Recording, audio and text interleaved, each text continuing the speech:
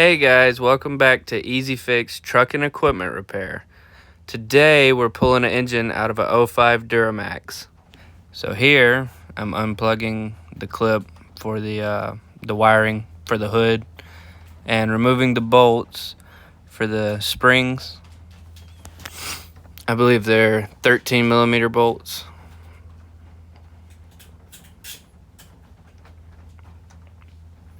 The reason we're pulling this engine is it lost all oil pressure rapidly.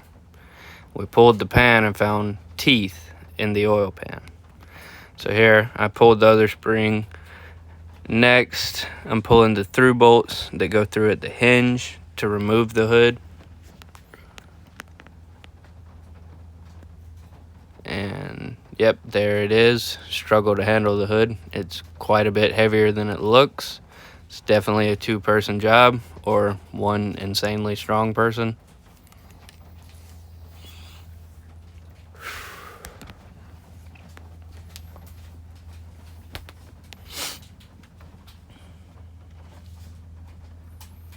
This is on a Kodiak style truck.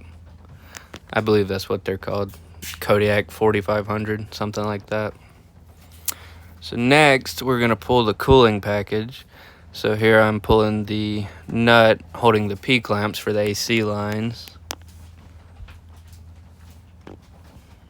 and trying to fight with the lines, get them off the stud, you know, all that jazz. Okay, next we're pulling the condenser out of our way so we don't have to drain the AC. Here I'm pointing out we have 4 bolts holding it in, or 4 nuts rather.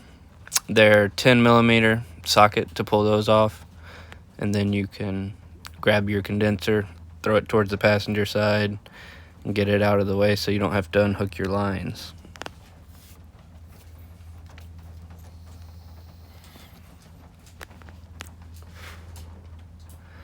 Yeah. So here I am pulling the, charge air cooler intake piping, whatever you want to call it. It's for the intercooler, for the turbo. But those clamps are 7/16 socket to loosen them.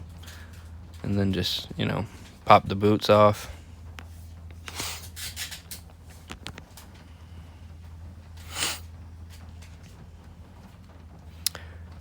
And always thread the nut back on the clamp so you don't lose it.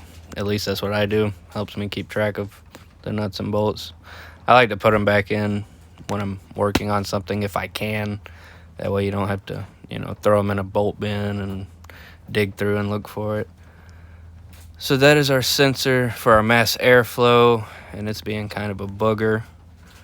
I'm popping it off with a screwdriver right here for our air intake. And notice this cover right here for the air filter housing. It has one clip, guys. One clip holding it on. See, look at that. Wild. Probably need to order some more clips for it when we go back together with this. Filter looks good though. But here I'm just taking that apart. Pull that piece out of the center. That back plate right there has one bolt through it over there. I believe it's 12 or 13 side socket to pull that. Yeah, tried to show it, but yeah, 13. It's hard to see with the light in the way.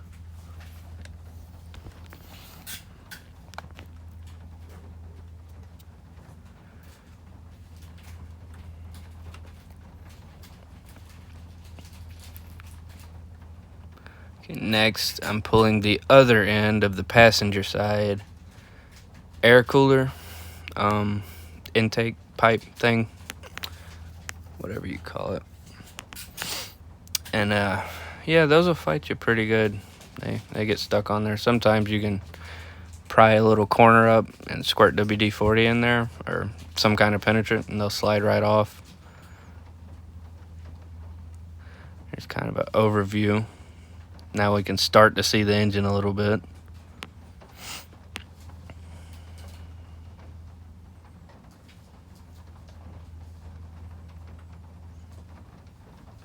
So next thing we want to do is drain our coolant.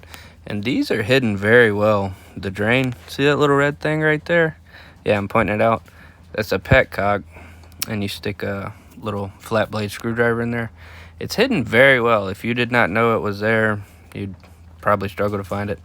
Also, word to the wise, stick a hose on the end of it and run it to a pan, because if you don't, where it drips is right on the leaf spring. See, right there, boom. Yeah, made a mess. Didn't realize. Yeah, don't know why they did it that way, guys, but get you a little drain hose you can throw on there. So while we got that draining, we're gonna go ahead and pull the overflow tank for the coolant. You don't have to pull this. You can pull it with the cooling pack. I just wanted to pull it, one less thing on there. A little bit easier to handle, but all you've really got is that one worm clamp I'm undoing, and then this plug right here. And it's a very tight fit for the plug, actually. You see, I had to run go get a pick, because you can't really get your fingers in there very well. But you get the pick, pop it right there, and just give it a little wiggle. Comes right out. And then you've got that hose up top. And it's got the factory squeeze clamp on it. And this one's actually on there really good. Now, I thought I was gonna, yeah, had to go get a screwdriver to get that one off.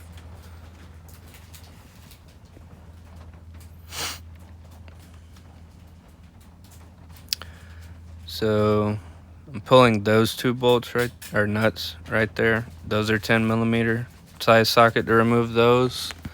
And then there's one there as well. And then you can pull your tank off and out of the way. And spill a little bit. Okay, this is our upper rad hose. It just had a worm clamp on it, so I used a screwdriver and you know, pulled the worm clamp all the way apart, because yeah, it's a cheap one, I guess.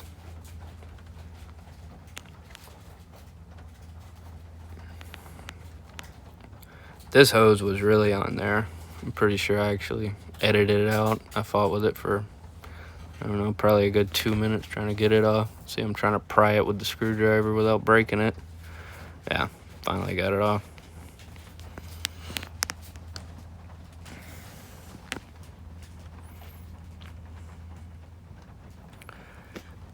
This is your lines for your transmission cooling lines, and they have these weird little clips. I didn't really show them on the video, but they're very easy to lose because they're very small. And you see that bracket right there? That's holding your lines in. But when you pop those out with a pig, I know I didn't show it, but be sure to keep up with them, because they're very easy to lose, very small. So I'm pulling that for this little shroud. It's in the way of getting to our bolts for our cooling pack, or our mounts rather. And you gotta kind of knock it down and flip it up to get it out. And you see those two little arms coming off the bottom of the pack? Yeah, 24mm socket or 15/16. Undo those two center nuts, and that's for your mounts. So after that, you can undo your arms and pull the cooling pack completely.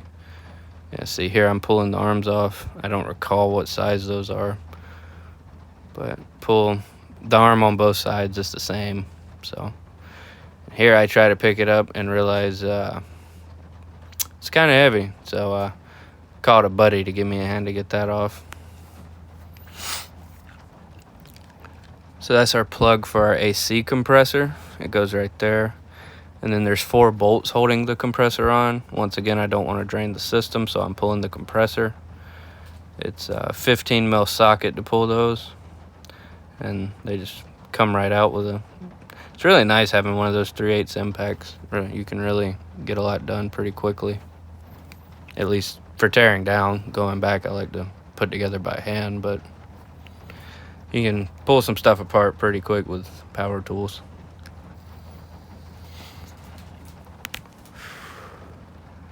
So I got that off. I can, yep. Yeah, there's a plug right there. Almost forgot that. Be sure you undo that as well. It's just a 1-wire plug. It's just a little squeeze tab on the back. So now you can set your compressor off to the side with your condenser. That's a piece of our intake. You saw me take the filter housing apart earlier. That's the bottom to it. And here I'm just kind of trying to make sense of these wires, cutting some zip ties, seeing what I need to pull. Right here, I'm pulling the tray, or the 2 bolts securing the step in on the passenger side. That's where your batteries are on these models. And then I'm pulling my terminals off the batteries. You always want to do this before you start working on it. Not sure why I didn't, but apparently I did not. So I pulled them because I was like, oh, I'm gonna pull the alternator next, probably need those off. So, but you always want to pull those before you start working on anything, guys.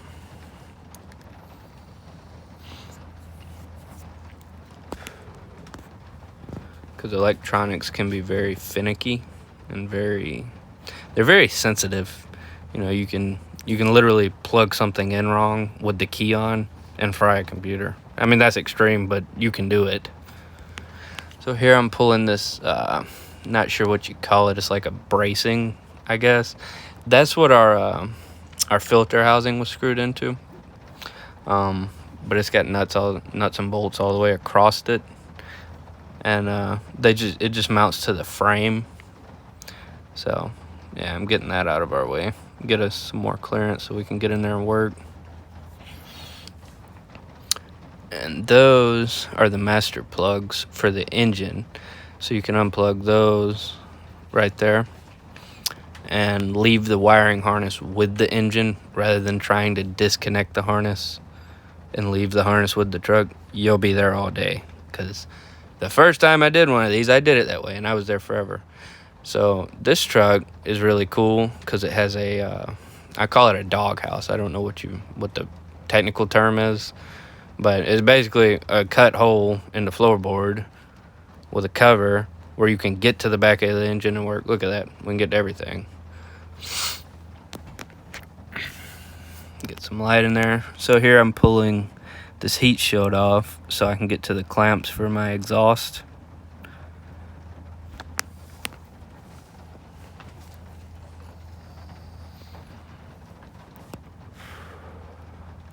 I believe those are 7/16 or 11 millimeter as well.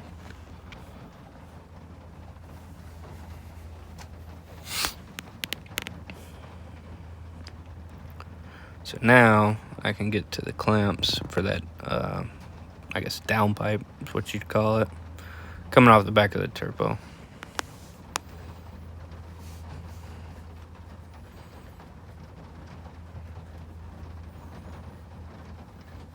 You can see they use like the V-style clamp on these trucks. So all those clamps, to my knowledge, at least everyone I've ever fooled with on a truck or piece of equipment, has always been 11 mil or 7/16, same size. Here I'm trying to use a pick to pop it loose instead of just going and getting a screwdriver, and I end up bending my pick. So yeah, just get you a little flathead screwdriver. You can just kind of work on that edge and pop the clamp right off. They're usually stuck pretty good from the heat cycles.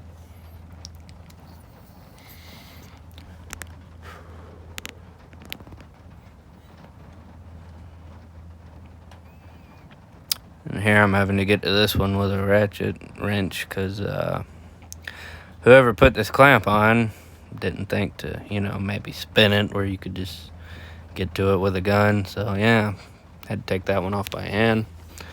And there I have the actual appropriate tool for popping the clamp off in my hand. And the pipe is off. So that is, I believe those are, so those two are our fuel lines right there going up that I was just touching. And that big one on the left is the main wiring harness. Here I went to the other side. And let's see here. Okay. So now I'm pulling the alternator. One less thing to unwire, unhook. It's a 15 mil. I put a wrench on it and just double wrenched it, but two 15 mil bolts, 15 mil wrench size. They go through it. You pull those out and stick your little pry bar in there, give it a couple love taps, pop your alternator off. You can leave it with the truck. This is for our what is this called? I think they call it a FICM, but it's a computer for your fuel system, to the best of my knowledge, and it's actually fuel cooled, I believe. Yeah, either fuel or coolant, I don't recall, but I pulled it off, and here I'm pulling the power steering pump. You can leave it with the truck as well, well, you don't have to drain your system. It's just 3 bolts, I believe, and they go through it, through the housing on it, into the block. Yeah, I'm getting on them with a ratchet, because that, yeah, there it is. Oh, it might be 2, actually. Yeah, looks like it's just 2. Even better. Those are kind of big. I want to say those are 18s, maybe.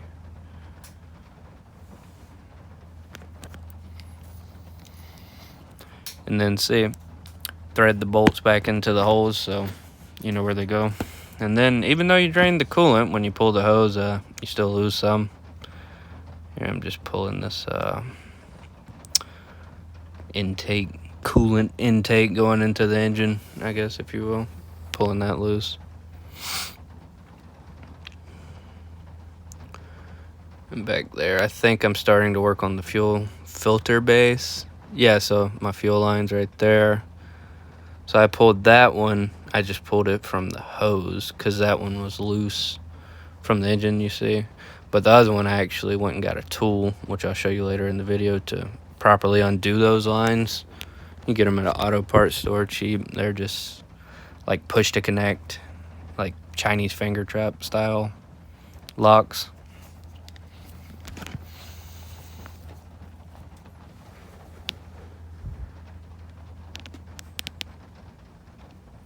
Yeah, that hose was on there pretty dang good. So yeah, unplugged the base, or unbolted the base. Now I'm unplugging it. Undid my 2 hoses, and bam, fuel system's undone. Well, almost. We got yeah, there's our tool. I believe it's size 3/8.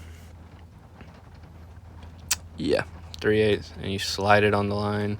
I already got that one off, but I'm trying to kind of show you. It slides down in there and pushes on those little tabs, fits in there flush, and then that spreads it, and you can just jerk it off.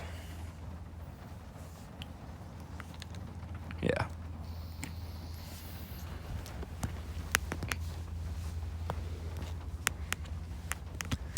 Then that piece I unbolted from that bracket. I'm leaving the bracket with the engine. And I just unbolted it. It's 2 10mm as well. But yeah, everything's starting to get pretty much undone. So next thing I'm doing, I'm trying to show here. They're very hard to kind of get on camera, but there's your torque converter bolts. It looks kind of blurry, but yeah.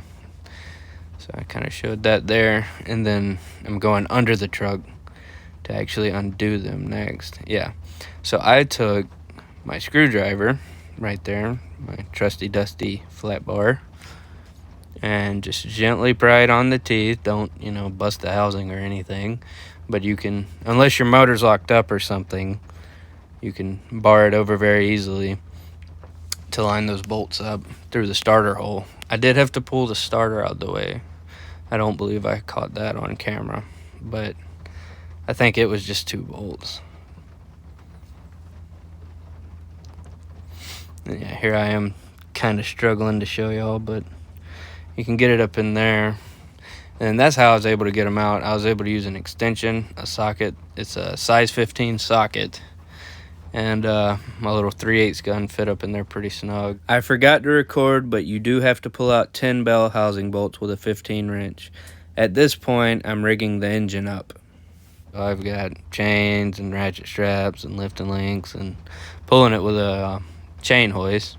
I redid it a couple times till I got it figured out, but Pulled it with the chain hoist, and the bar actually went across ways of the truck, so it picked up on it, and I had somebody hooked to the truck slowly pulling it backwards away.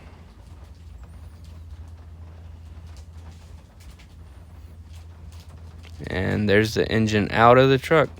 So now we have the engine out. Stay tuned for part 2 of the video where I'll be tearing the engine apart and actually explaining what went wrong. But like, comment, and subscribe. I'll catch you guys in the next one. Thank you.